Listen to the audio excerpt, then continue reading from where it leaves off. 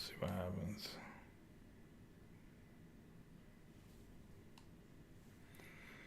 All right, I think we're live. Who knows? Welcome, everybody. Yeah, welcome. Yeah, we're live. Let's go. All right. What's up, Philly?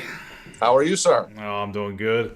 I'm going to change this title. It says live stream test. This is not the live stream test. This is the live show. Live show. All right, that'll work. Yeah. Sgd Live Show. I don't know if we're going to lag a lot. This is like the first time we've been doing this. So I guess we'll give it a shot. We'll be here for about a half hour. So I'm Coach from Sports Gambling Daily. That's Philly Fan from Sports Gambling Daily. Thank you so much for checking out the channel. And yeah, we'll definitely be just doing this for a little bit and see how it goes. What do you think, Philly? Sounds good to me, man. I mean, we got baseball season coming up tomorrow. It's super exciting, and all these sports overlapping one another. I got the tournament, the NHL, NBA. I mean, it's a gamblers and a sports enthusiasts, I guess, wet dream right now. What'd you think of the Houston Cougars coming through? I thought it kind of went sort of, well, I should say it ended kind of how I sort of thought. I figured Houston would win. Mm-hmm. I thought Oregon State had a good chance to cover, which they did. Didn't look good after the first half, though. No, it absolutely didn't. But you know what, man? They switched their defense up. They played a little zone in the second half. And yeah. Houston just doesn't, like, they go through droughts where they can't score. That's why I feel like, and I have to look into it more. Like, on the surface, it probably is a square play, but it feels like Baylor should be able to get to them because they can score so much, and Houston has trouble scoring. Now, frankly, they play great defense, so if they can lock them up a little bit, then maybe that changes some things. But I'm just not impressed with Houston's defense or offense too much. That, in my opinion, is what allowed along with that zone, is what allowed Oregon State to really get back in that game. They went through lulls of not making shots. Right. Yeah. I mean, it looked like they were running a little 1-3-1 defense too. That's always troubling. You're basically allowing the other team to shoot 3-pointers, but if they can't hit it, then it's all that matters.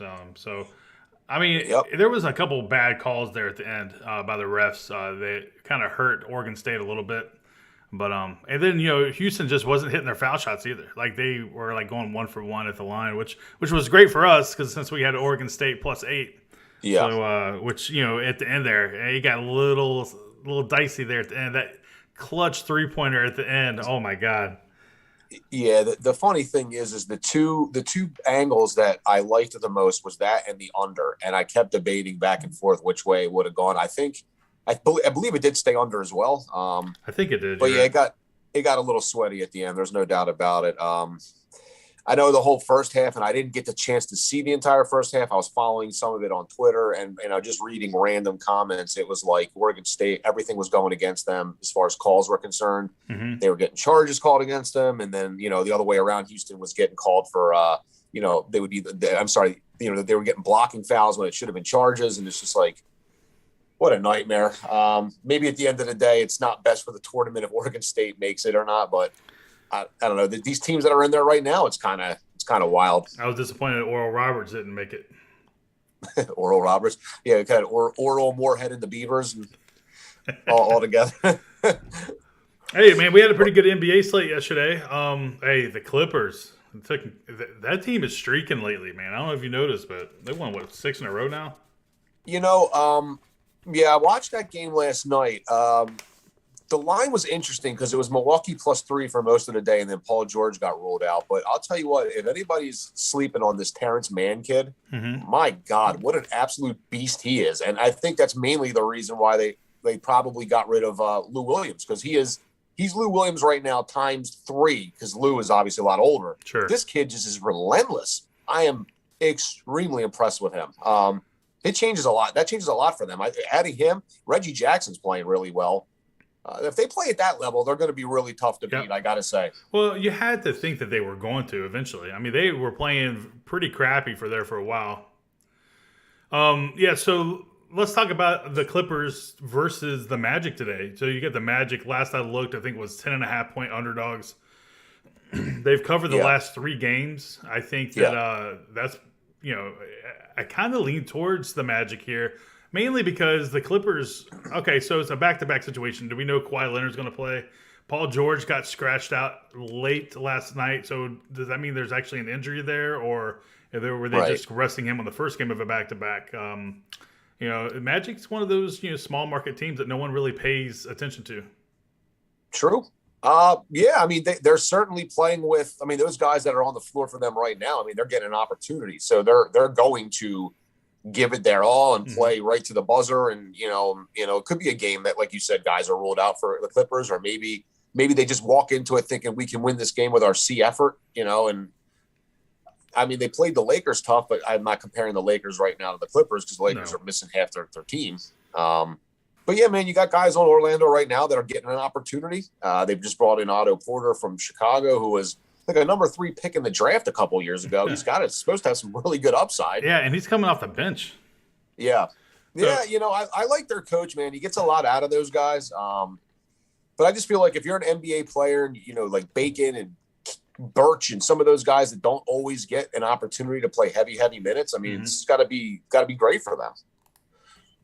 It's interesting that, I mean, you would think if the Clippers came and took this game seriously, they would wipe Orlando out. But something tells me you could be right, man. You could get a little, hey, Kawhi he's got a little boo-boo and he's not playing, and, and who knows. Okay, I mean, look, the Clippers should win no matter if those guys play anyway. So, obviously they don't care if they cover the spread. So, I mean, I could just see the Magic coming in there, squeezing in. Because Clippers are notorious for having these big leads and then letting their foot off the gas and letting the team sneak in from behind. So I kind of like that. Also, let's talk about this. What do we got? The 76ers taking on the Nuggets, the new look Nuggets, which has actually been playing fairly well. Now, they did lose to the Raptors a couple days ago, but since then, they've kind of just took it to teams. Like, they beat up the that was before Hawks. Gordon, too. Gordon did not play in that game. You're right. You're right. They were shorthanded because they traded off a couple players, and Gordon wasn't available yet. You're absolutely right. Yeah, but I mean, no question about it. I thought Atlanta would give a little bit of a better showing than they did. I mean, did Denver smoke them? Yeah, they did.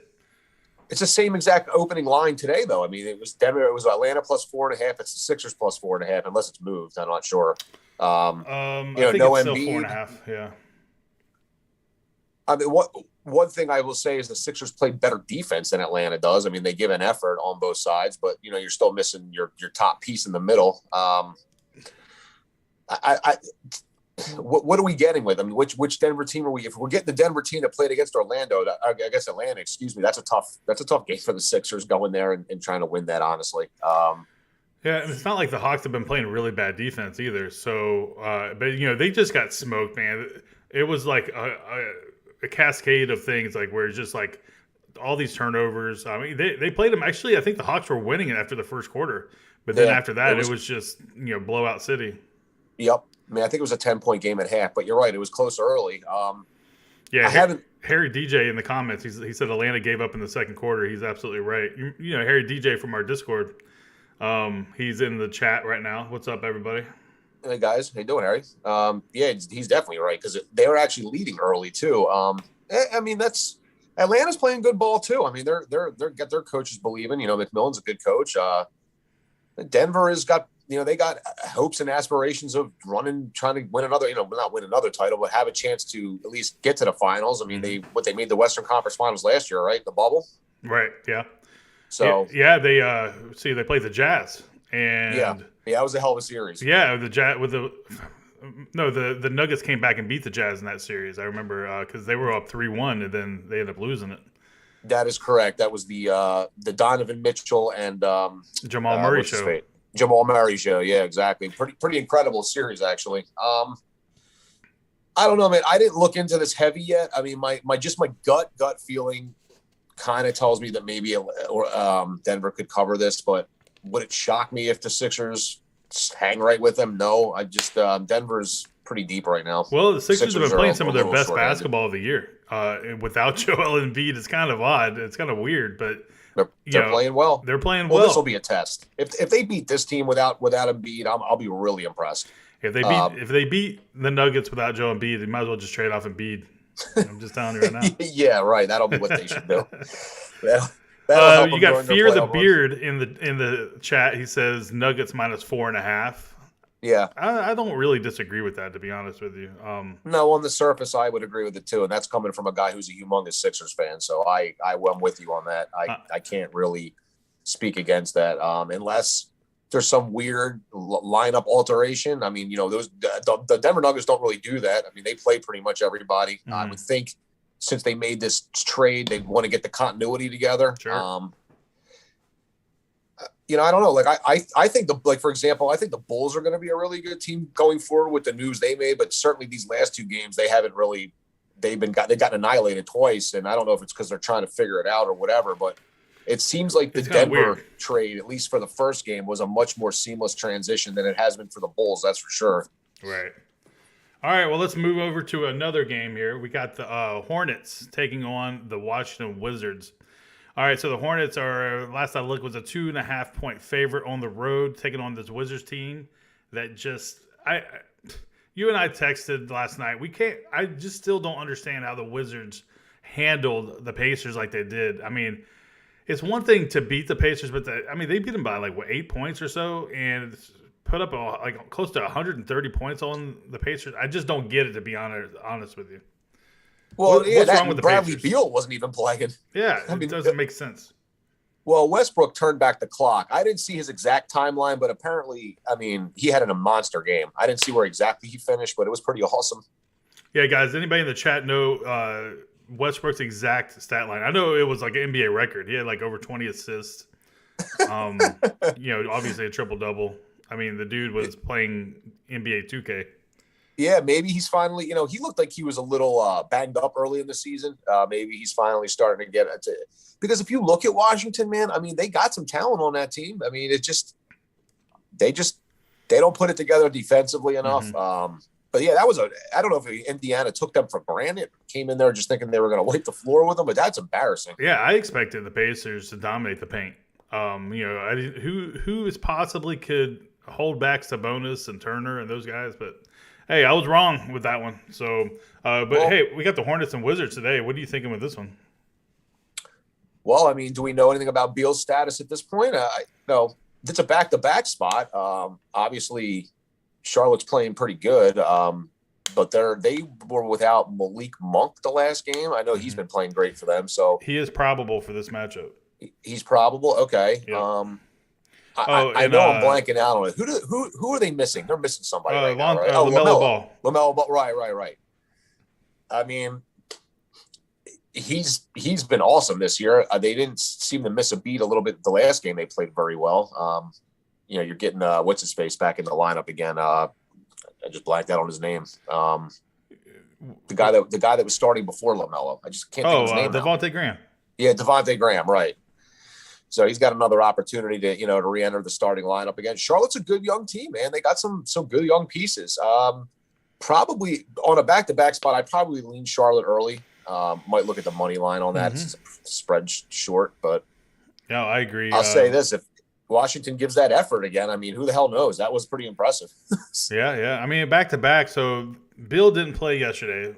He hadn't played the last two games, if I'm not mistaken. So maybe he's legit hurt. They're on a 2-game winning streak. You know how Westbrook, he likes to sit out on the second game of a back-to-back. So, maybe they don't play any of their stars here. And I really like the Hornets in that spot. The Wizards are already one of the worst defensive teams in the league. Actually, they are the worst defensive team in the league at 30th. But I don't know. It's all about the injury. Aren't they still having a shot at that play-in game? Don't they still have some kind of opportunity to make it? If they do, it's slim to none, man.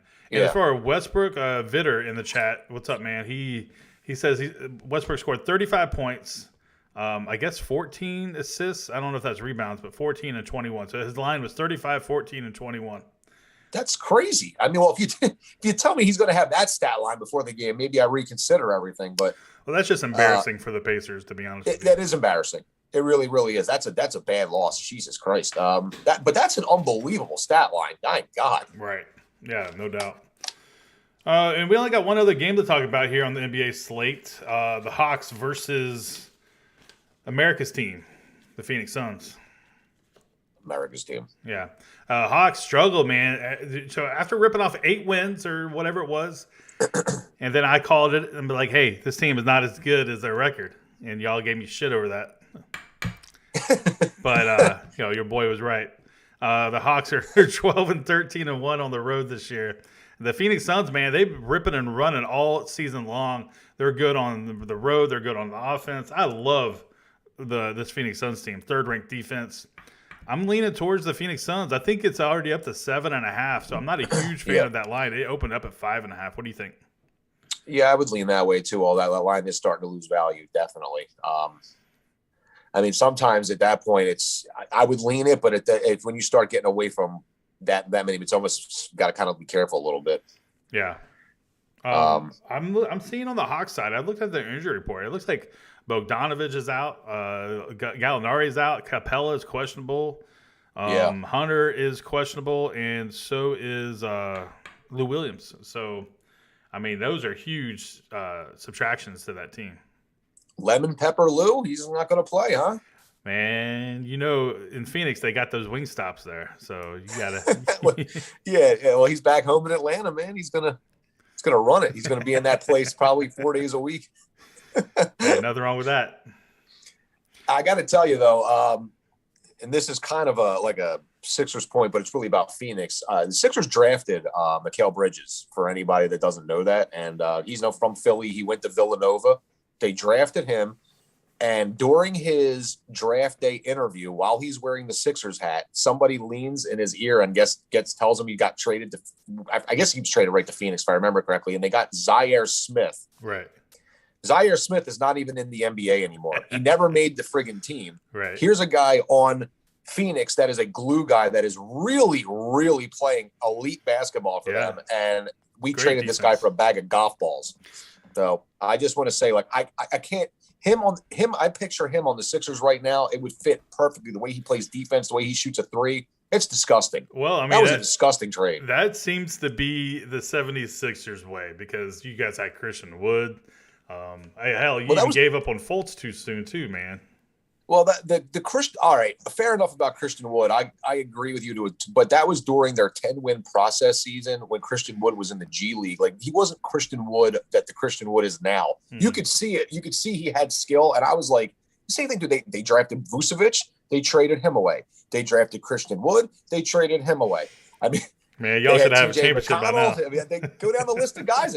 It's disgusting. But the Mikal Bridges one, it's unforgivable. Guy drafted from Philly, went to Villanova, absolutely perfect piece, and let him go for nothing. Anybody in the chat have any questions on any of these games today? Let us know what is up. You got any leans on the NCAA, man? What's that again? Got any leans on the NCAA slate? Michigan, I mean, I haven't gotten into a couple. I mean, why? Do you have a feeling either way? Or? I think Michigan's going to win. Yeah, I can see that. I mean, you got Wagner. The Wagner's he's actually a pretty good player. I wonder if he's better than his brother. I can't tell yet. Yeah, he probably is. I mean, his brother sucks, right? So, does he suck, or does he suck in the NBA? I mean, he right. So. Anybody excited for baseball? Got this going up tomorrow.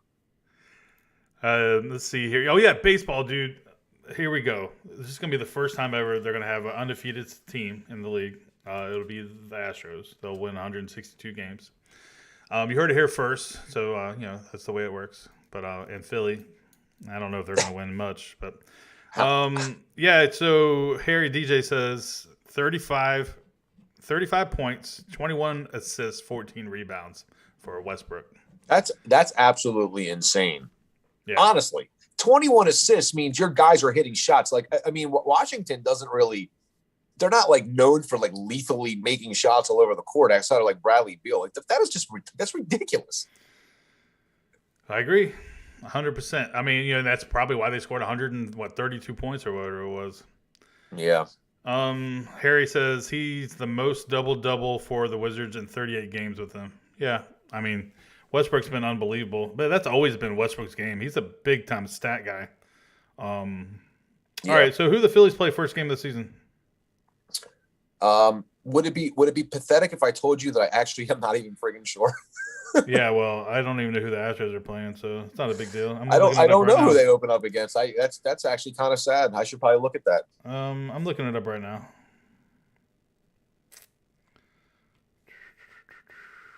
Won't even show me. Phillies. Y'all gonna be better this year, huh? Well, I got something to say to that. Yes. Y'all I playing will the say they had a Braves. top 10. Huh? Playing the Braves.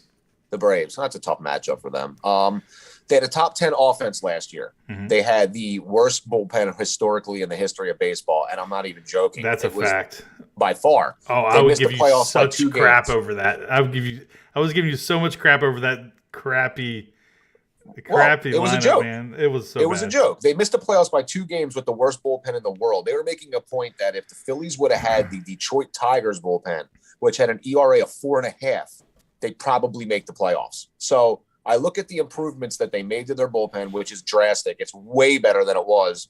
You brought back Didi Gregorius. Mm-hmm. You got Harper signed. Obviously, JT Realmuto signed. The lineup's pretty lethal. Their starting pitching's formidable enough. Their top 2 guys, and the dude from the Mets, which of course I just blanked out on his name too now. The hell's his name now? Oh my God, it's terrible. It's been a while. You talking about the pitcher? Yeah, the pitcher that got from the Mets. No, not DeGrom. No, who you got from the Mets? Shit, what was it Wheeler?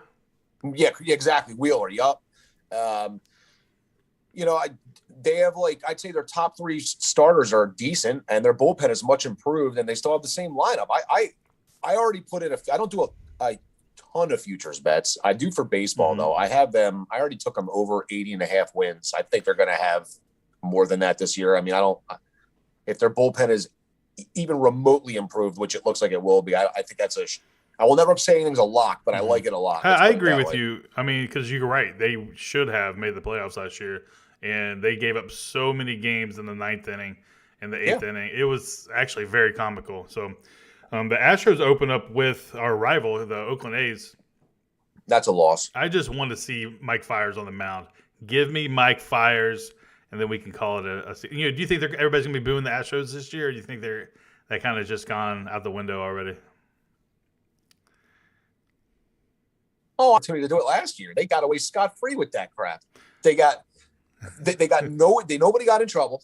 They just kept moving along their way. And the year that they would have got hammered by the fans, we had a pandemic with nobody in the stands. I mean, yeah, I think they're going to get it. And I know why people don't like Fiers, because he spoke up. I get all that. But at the end of the day, though, Mike Fiers probably going to strike out your team 11 times. Okay, no. He probably won't even play versus the Astros. He's kind of scared, to be honest with you. Well, what's the over-under on trash cans in your dugout? Well, hopefully a couple, man, because apparently we do well when we have trash cans. But here's the thing. I just don't think people are really going to give them. I think there'll be some boos and stuff, of course. But over the course of the season, I think by probably May, it'll probably dissipate. And, it'll move on to normal. Yep. So, and then hopefully we make a run. But I'm not really feeling too hot about the Astros this year, especially on the pitching. Even though we did bring in Odorizzi, I am glad we got that pickup. I think he's a pretty good pitcher, and he's very underrated. Yeah, absolutely. You'll help them for sure. Yeah. I mean, listen, your team's still formidable, man. They still got a bunch of guys that can hit up and down that lineup. So it wouldn't surprise me to be good. I don't know if you have World Series aspirations this year. Excuse me, but I think they're going to be a decent team. Mm-hmm. Let's see here. Well, I guess we should go ahead and wrap it up. Nothing really else to talk about, to be honest with you. I know I'm going to go over to Twitch and see what we can do over there. So I don't know if you want to try to stick around and get on Twitch with me, or I don't know how that works on Twitch, but I've never been on that before. New platform for me. Well, all right, guys. Thank you so much for watching. We'll definitely we're going to try to do this on a daily basis. So this is all new to us. So definitely thank you so much for watching. Thanks for hitting that thumbs up button. We'll see you on the next one. Thanks, guys. Appreciate it, guys. Take care.